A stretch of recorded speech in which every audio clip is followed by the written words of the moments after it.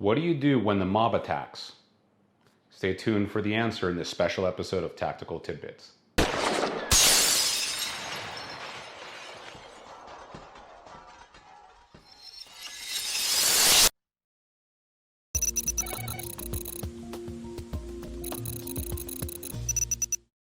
Welcome to a special episode of Tactical Tidbits. I'm Herman Morris, head instructor of Alpha One Tactical. My goal with this series is to broach personal defense topics in short, digestible videos that inspire the viewer to want to learn more. My videos are introductory, not comprehensive or exhaustive.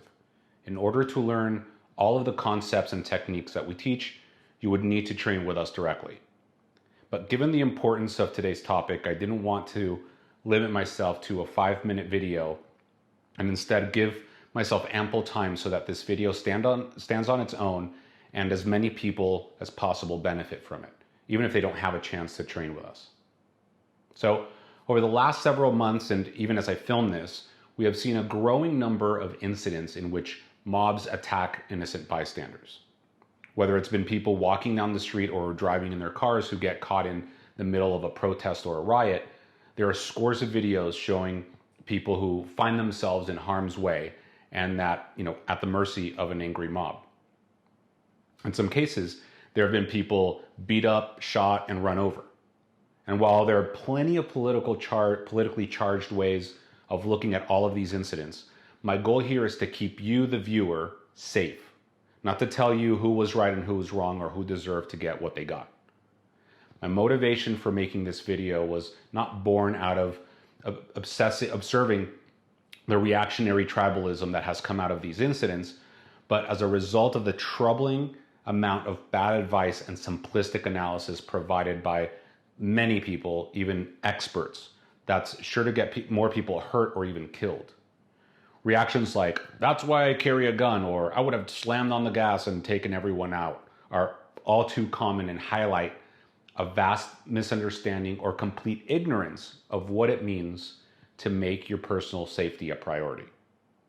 So what do you do if you find yourself surrounded by an angry mob that's willing to use violence against you?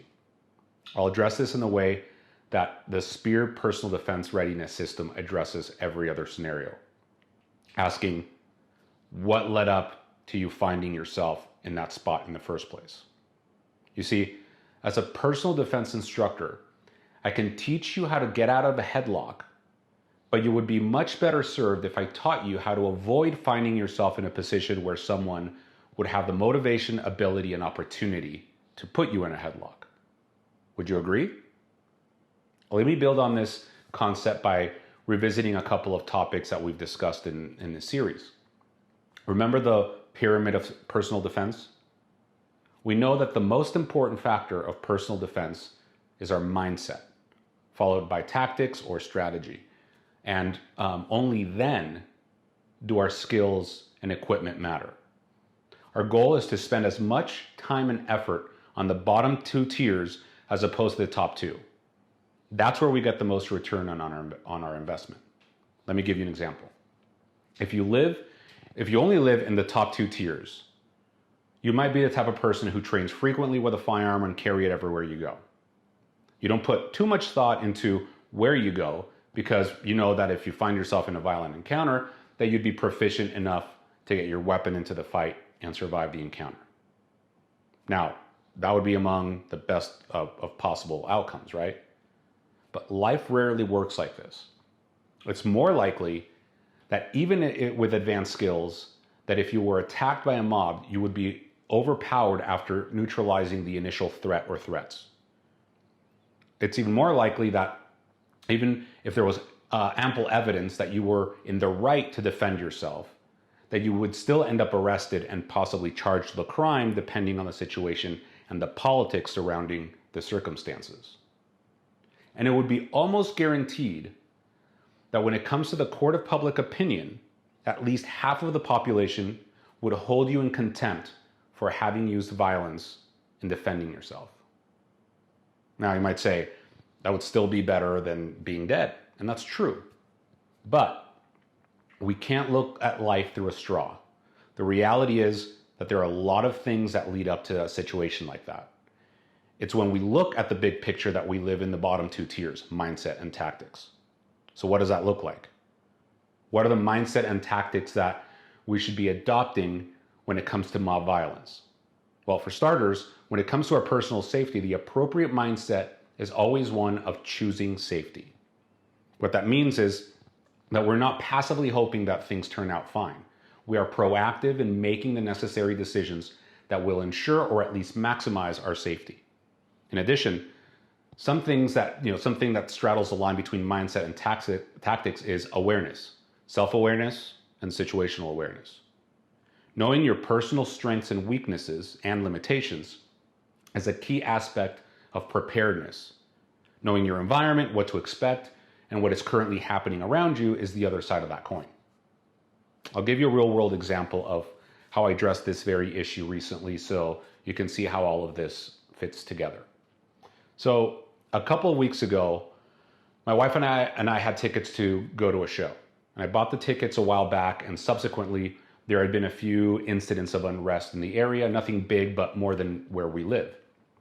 And being self-aware of my knee-jerk reaction to refuse to be bullied or cowed by others into not doing something that I want to do, I realized that I had to transcend myself if my behavior was to be congruent with choosing safety. It would not be a smart or safe decision to go to the show, come what may. As such, I decided to do some research ahead of time. The show was on a weekend, which is usually when the demonstrations and riots have taken place. And a few days before the show, I jumped online and did some research about the area and looked for any news of recent unrest, especially on the same day of the week, and didn't find anything. The morning of, I did the same thing to see if anything had changed over the last couple days. And I also looked at maps on the internet to identify some alternative routes back home in the event that some of the roads were being blocked at the time. That same morning, and again, when we had gotten to the car on our way to the venue, I informed my wife that if there was anything that seemed out of place or the least bit dangerous, that we would immediately turn around and go home. And she agreed.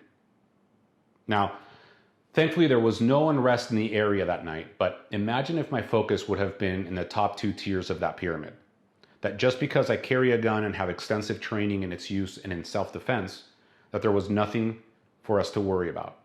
And imagine if we did find ourselves the targets of violence that night. As I outlined earlier, even in some of the best case scenarios, that might entail one or both of us getting hurt, even if we managed to escape. It might entail having to hurt someone, possibly even kill them, in order to get away. It would entail our lives being turned upside down by the media and the public if there was a video that went viral. Why risk any of it if it can be avoided to begin with? So the bottom line is this. If you're worried about mob violence, your focus should be on adopting a mindset of choosing safety. That means avoiding the situation at all costs. The steps to mitigate that risk are going to vary from person to person depending on where you live and the area in question.